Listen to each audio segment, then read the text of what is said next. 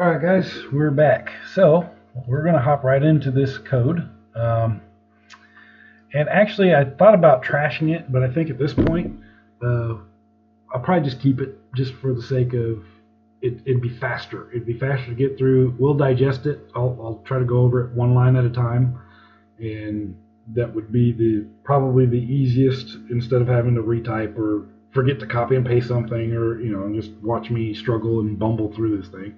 I'd rather just keep it here and just talk through, and I'll try to keep little debug marks where I can for my next talking point or whatever. That way I just keep track of it. So let's hop into it.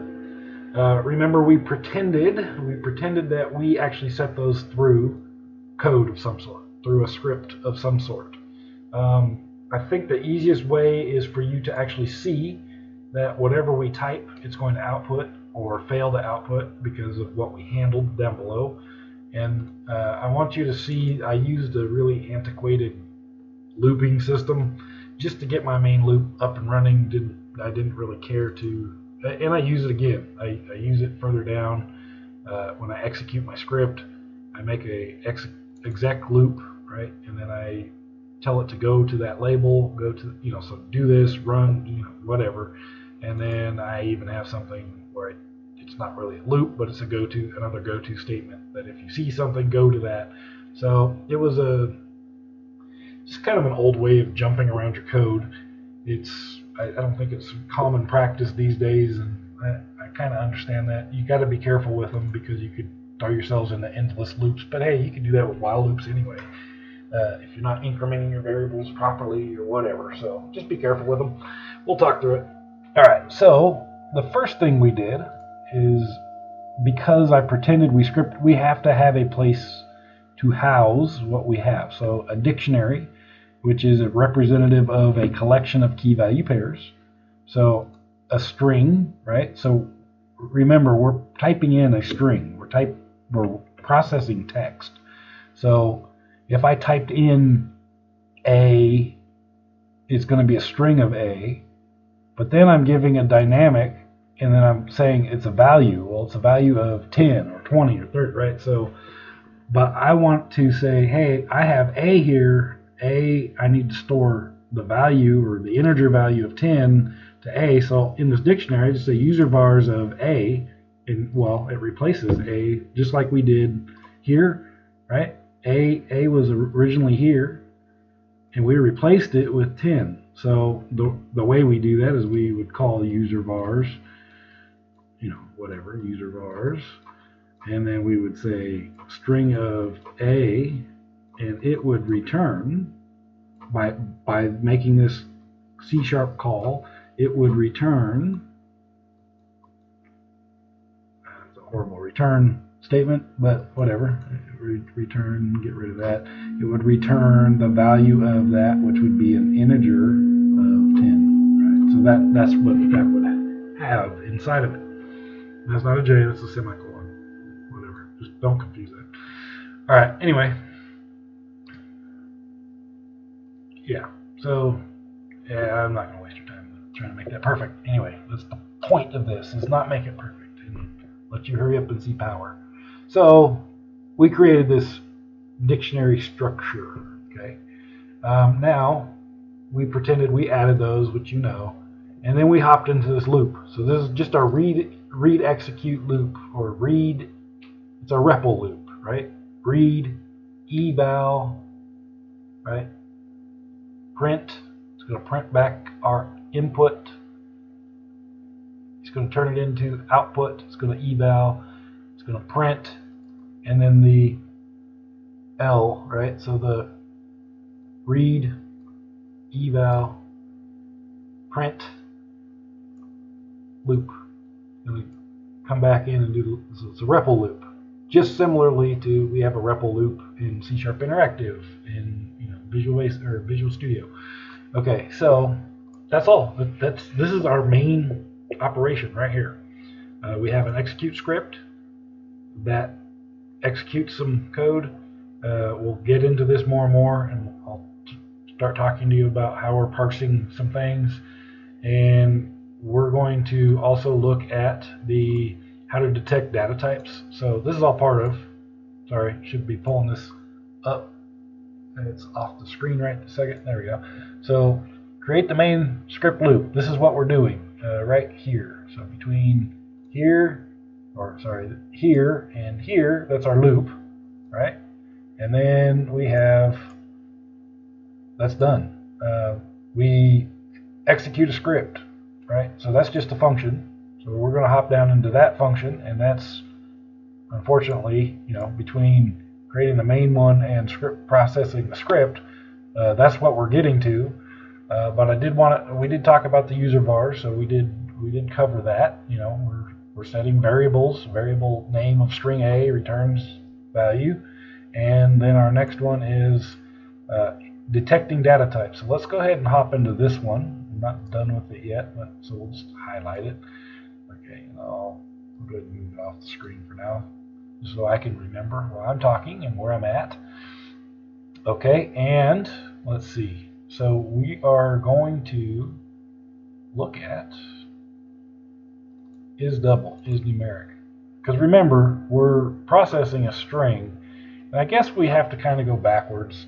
Maybe I didn't lay that out right. So let's go ahead and go to script processing first. Let's talk about our parsing, our lexing, and then in that you'll see where these are being used, and then I'll hop into those and we'll come back into these. But everything is mainly happening in execute script.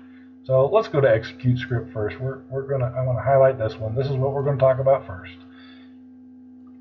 Sorry about the confusion. It's chicken or the egg type thing for me. So anyway, let's start with the chicken. Okay, execute script. So we're going to pass in a script string, which is the string we type into our input. So we're going to read in input from the console, and we're going to execute that input, and then we're going to write that output, what it finally evaluated, and we're going to take the evaluation and we're going to print that back to the console. And then, but to get that, we need to execute the script. So that's our string we input. So that's where we're getting it from. Execute string of scr, and then I'm making a copy of it basically. And then we're gonna start to parse this. We can ignore defun for now. It was just kind of a stub out of this and that. So we'll get rid of those, or at least comment those out until later. So scroll back up too far. Let's put a little. There you go. Put a little debug dot there, or what do I call it? Breakpoint. Okay. Remember, this was our goal. Our goal was to add two things that get multiplied, so two multiply operations. And we needed to parse that down so that we can deal with these individual things like we did in our expression tree, right? We dealt with this and we dealt with that, and then finally we dealt with the whole thing. So how do we do that? So I made up just kind of a method, I guess you would say, or an approach, right?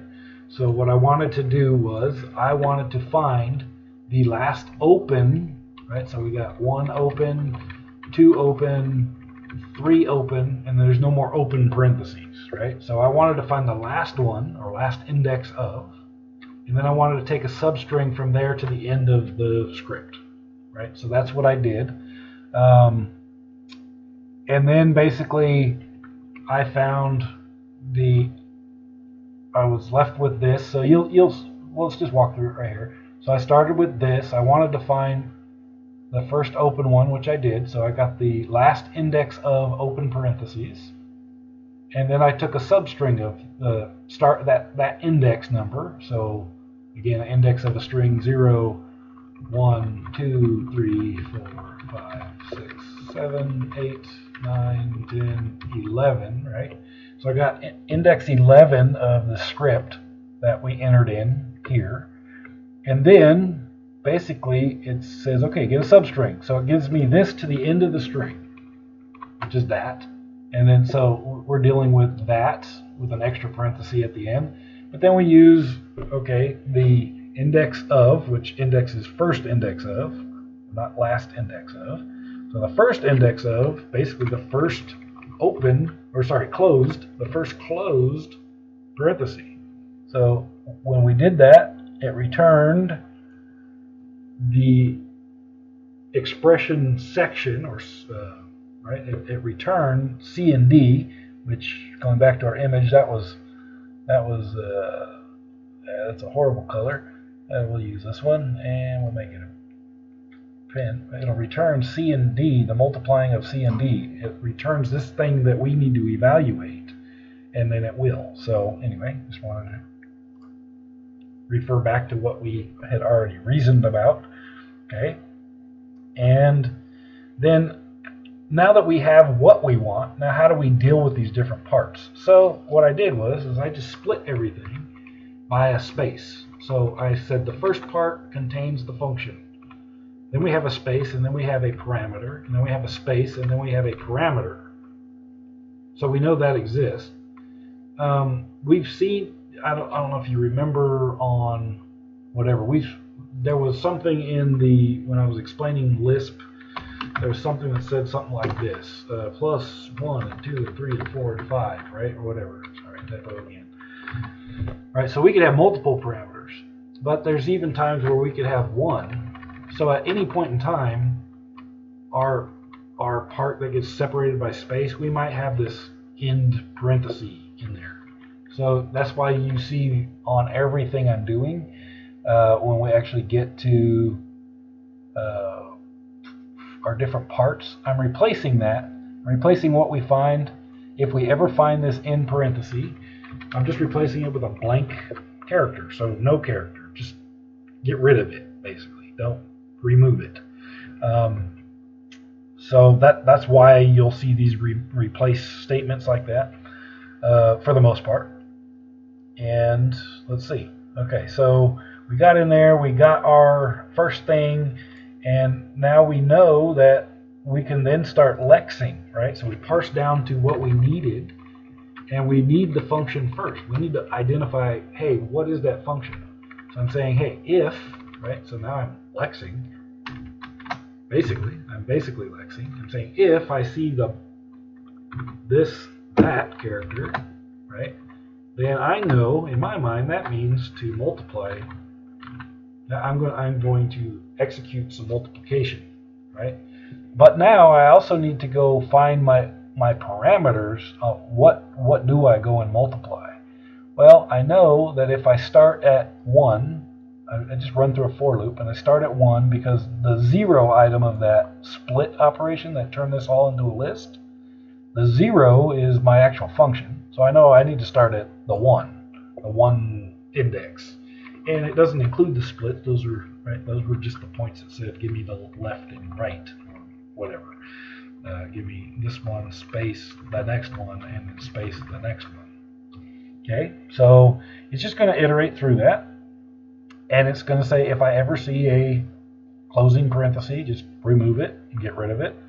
And then we're going to then detect data types, which was one of the points that were in there. So it's kind of we'll come back to it because I want to get through what is this script doing. We're already way down deep into trying to evaluate this. Just realize that it's doing some detection stuff. But really it's just saying, hey, if I can detect that you're numeric but you're not a decimal numeric, then parse you into an integer. Parse the string value, right, into an integer. So tvar is the script parts replace. And if I can't, then come into here. So you're not an integer, right? So you might be a double, right? So is double, okay, well, I'm going to parse you to that. Otherwise, right, I can't parse you to a number yet.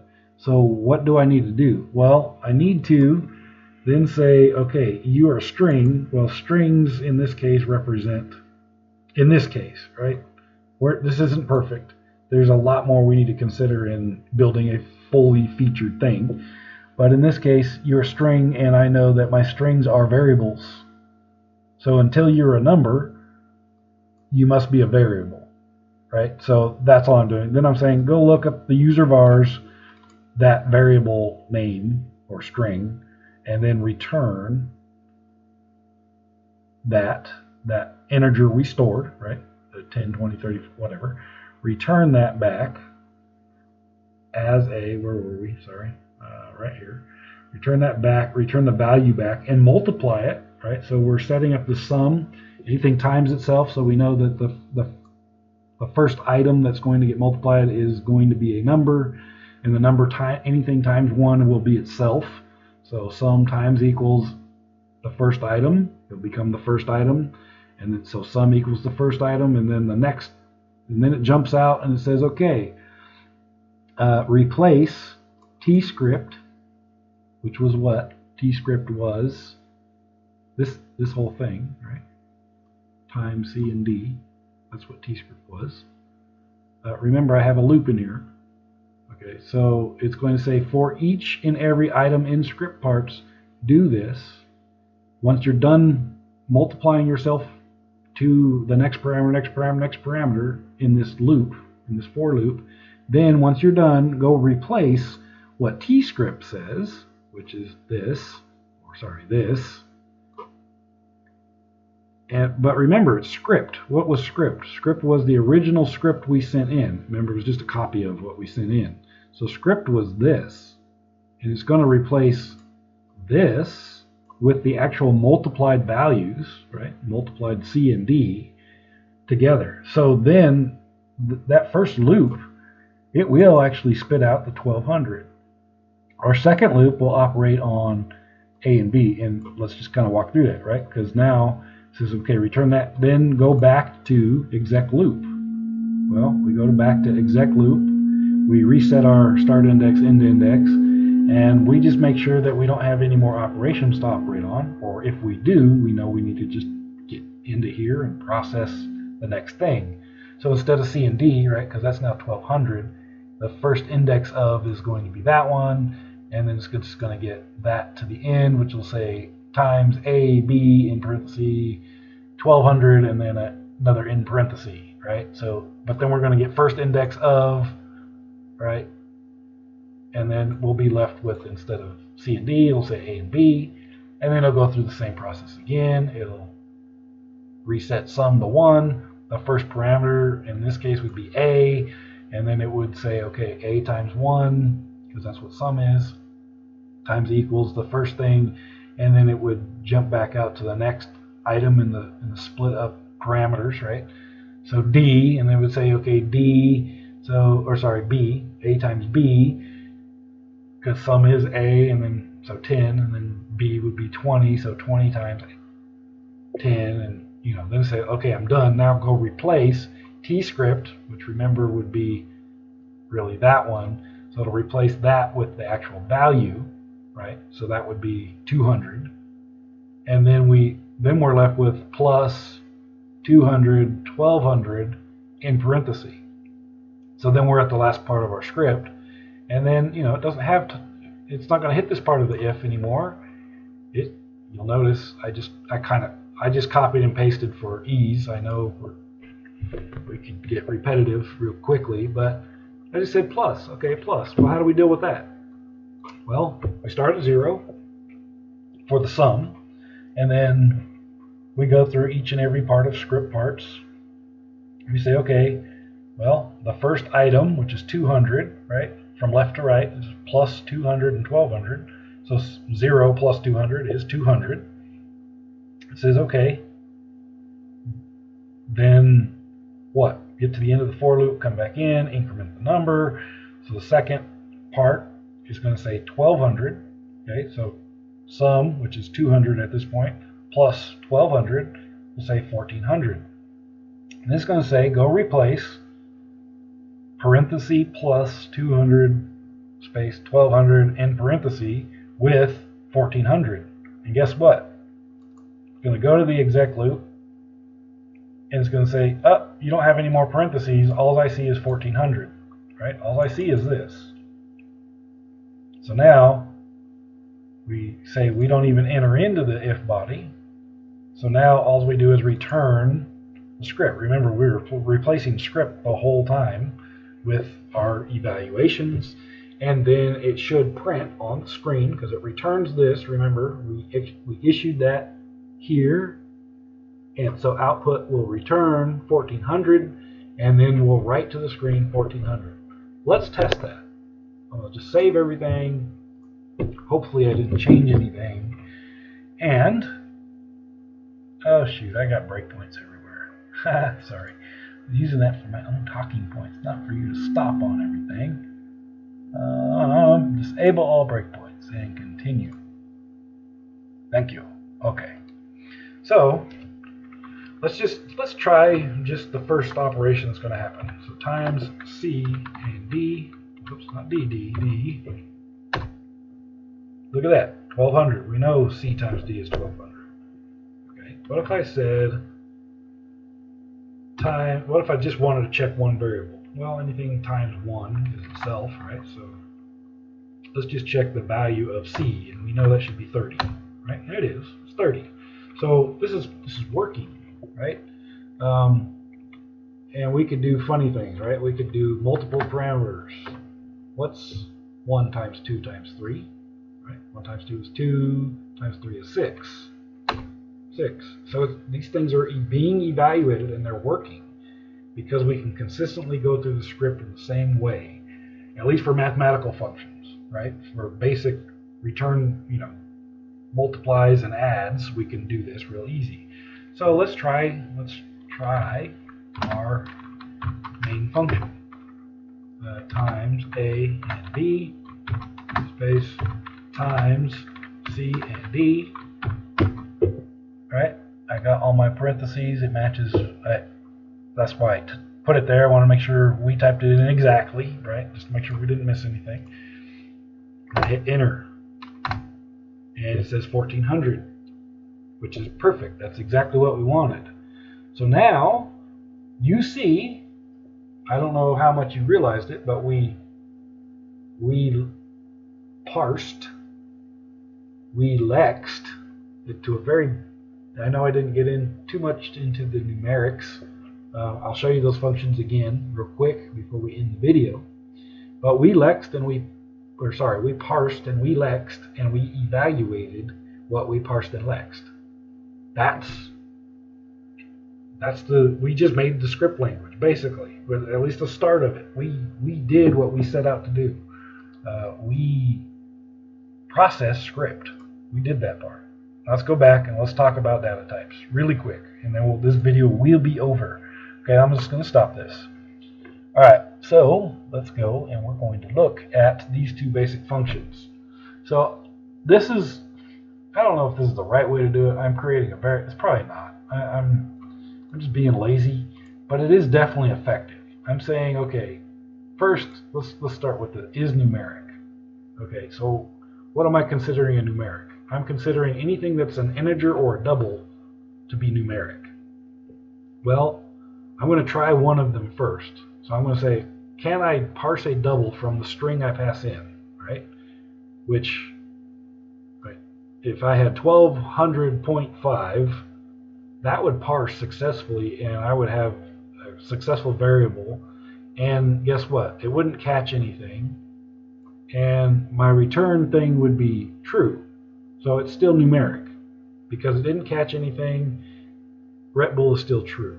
Otherwise, if I catch something, right, then I'm going to try to cast this thing as an integer, right? So it's not a decimal number, it's an integer number. Can I parse this string, this 1200 now, into an integer? Yes, I can. Well, that means this doesn't get caught. Guess what? Return bool's already set to true, so then it says return true. You are numeric. Okay, and then, sorry about my styling here. I come from a lot of JavaScript type stuff, so my styling isn't C# compliant. Anyway, but if for some reason this failed and that failed, then I'm catching this failure here, right? Catching that there. I'm trying to see if it's numeric one more time by a different data type. If that fails, then I'm catching the failure and I'm returning false. So that was my lazy way to say, are you numeric? Without doing a bunch of really parsing of the string, just the meaning manual parsing. I didn't have to reason about that too much. I had some built-in cool things from C# that says, can I parse you? Cool. Let them do the parsing. That's my lazy way of leveraging C#. All right, and then I just repeated myself, except for all I tried was the double parse, right? So set that to true, try it. Can I do it? Yes. Ignore the catch part and then return the true that's already set. Otherwise, if there was an error, just return false, basically. Set that to false and return it. Okay, that was how I detected, are you numeric? If you're numeric, are you a double value, right? So I'm just reasoning about this thing. And that's what you saw in here, right? If is numeric, but is not a double, right? Do an int parse. But if it is a double, which remember, double just says, are you a double, true or false, right? We know it's at least numeric when it gets into here, but if it's not a double, we know that's an integer. If it is a double, then it's a double, and otherwise it's not. So we know, at least in our case now, right? I noted that before. In this case now, we know we need to go evaluate it because it must be a variable. Okay. And we could have detected that, right? Like if we said we don't want to just always strictly put it to variables, we could have detected that. We could say, does user vars contain this string in its keys? Does it contain a key with this string? If it doesn't, return or do something with the string value, not try to replace it with a value from the user vars dictionary. Okay, so there again, we can still keep reasoning about all sorts of things, and we will. But guess what? We are done. You have enough. You know enough to start exploring and to do all of these things yourself. Have fun. Please do explore. I'm going to keep building on this series, this bigger series. I don't really have a promise as to how quickly I will be able to get to it, but I will give you a preview. So look for that in this next video coming up right now. We're done with this. We are done with this whole thing. But I will give you a preview onto some of the things we're looking at. I'll tell you right now, we're going to build in a setQ function, and I will also build in a defun. Sorry, where did I put that? I commented that out before we started, right? So detecting the defun in our parse and lexing that and tokenizing that and turning that into an evaluatable function. So look for that in the next video. It'll be very quick, at least this part. The defun side of it. Know that we'll also do the setQ to set variables. But I want you to see functions. You can be able to define your own function. All right. If you haven't already, down below, subscribe. Look for these new videos because again, I'm going to study some of these things out, prepare it to where I'm not wasting a bunch of your time, hopefully, and then we'll turn that into something usable in a quick order. That just takes time and effort for me. I don't have tons of it myself, or the resources to really put it together. So I got to get it when I can. So please do subscribe. You will get alerted that way a little easier when you subscribe to the channel. And I hope to see you on the next one. Take care, guys.